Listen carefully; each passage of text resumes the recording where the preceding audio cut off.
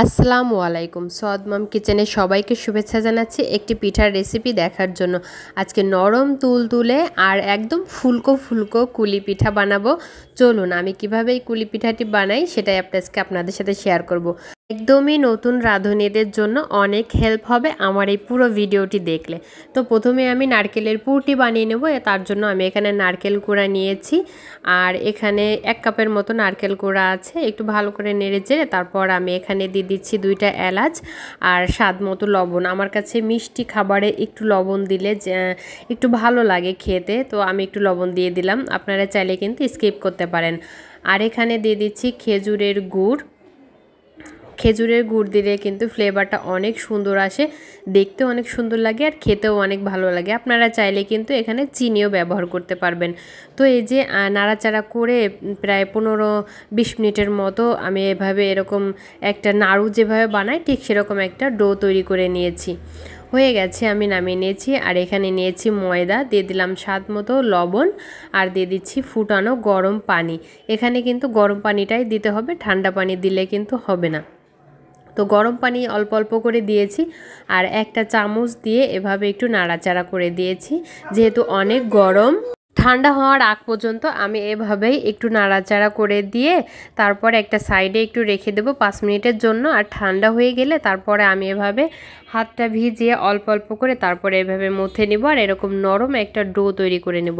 তো ডোটা তৈরি করা হয়ে গেছে। আমি এখন অল্প একটু নিয়ে তারপরে রুটির মতো এভাবে বেলে নিয়েছি একটু লম্বা করে। তারপর এখানে একটা সাইডে আমি অল্প করে এই নারকেলের পুরটা দিয়ে দিলাম। আপনারা চাইলে কিন্তু কম বেশি দিতে পারবেন। তো একটু লম্বা করে দিয়েছি আর ঠিক দেখে বুঝে নিতে হবে যে আমি এখানে কিভাবে পিঠাটা বানাচ্ছি। অবশ্য যারা নতুন রাঁধুনি আছে তাদের জন্য কিন্তু খুবই কাজে লাগবে।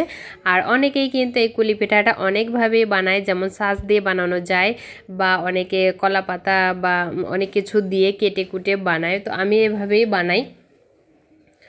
তো কাটার পরে একটা চাকু দিয়ে আমি কেটে নিয়েছি। তারপরে এই যে এরকম একটা কাঁটা চামচ দিয়ে সাইড থেকে এইভাবে একটু ডিজাইন করে দিয়েছি। এটা কিন্তু দেখতে অনেক সুন্দর লাগবে আর তেলে দিলে তখন ফেটেও যাবে না আর এই পিঠাটা অনেক সুন্দর ফুলকো হবে। হ্যাঁ, তো এখানে তেলটা গরম করে নিয়েছি। তারপরে আমি এখানে পিঠাগুলো দিয়ে দিচ্ছি আর দিয়ে একটু হালকা করে প্যানটা ধরে এভাবে নাড়িয়ে দিতে হবে। আর দিলেই দেখবেন যে উপরে তেলটা উঠে আসবে অল্প অল্প করে আর পিঠাগুলো অনেক সুন্দর ফুলকো হবে। দেখেই বুঝতে পারছেন যে আমার পিঠাগুলো কতটা ফুলকো হয়েছে। মাশাআল্লাহ, অনেক সুন্দর লাগছে দেখতে আর খেতেও বেশ মজা হয়েছিল। তো উল্টিয়ে পাল্টিয়ে এই পিঠাগুলোকে ভেজে নিতে হবে। উপরে একটু হালকা লালচে কালার হয়ে আসলে তখন এই পিঠাগুলোকে আমি তুলে নেব। আপনারা চাইলে কিন্তু একটু হালকা বা গাঢ় করেও ভাজতে পারবেন, তবে একটু গাঢ় করে ভাজলে উপরটা অনেক ক্রিস্পি হবে আর ভেতরটা থাকবে নরম আর মিষ্টি রসালো ভরা। তো আর কিছু পিঠা আমি সাজ দিয়ে বানিয়েছি। এই সাজগুলো কিন্তু 10 থেকে 15 টাকা বা 20 টাকায়ও কিনতে পাওয়া যায় বাজারে। তো আমি সেই সাজ দিয়ে বাকি পিঠাগুলো এভাবে বানিয়ে নিচ্ছি, নিয়ে তারপর আমি এভাবে তেলে দিয়ে ভেজে নিচ্ছি। আর দেখুন এই পিঠাগুলোও কতটা সুন্দর ফুলকো হয়েছে।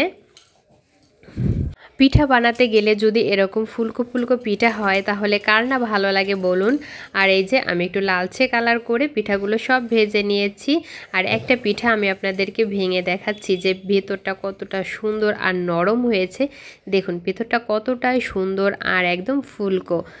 এরকম সুন্দর সুন্দর রেসিপি পেতে আমার পেজটি অবশ্যই ফলো দিয়ে রাখবেন আর ইউটিউব থেকে দেখে থাকলে অবশ্যই আমার চ্যানেলটি সাবস্ক্রাইব করে রাখবেন। তো আজকের মতো এখানে বিদায় নিচ্ছি। সবাই ভালো থাকবেন, আমাদের জন্য দোয়া করবেন। আল্লাহ হাফেজ।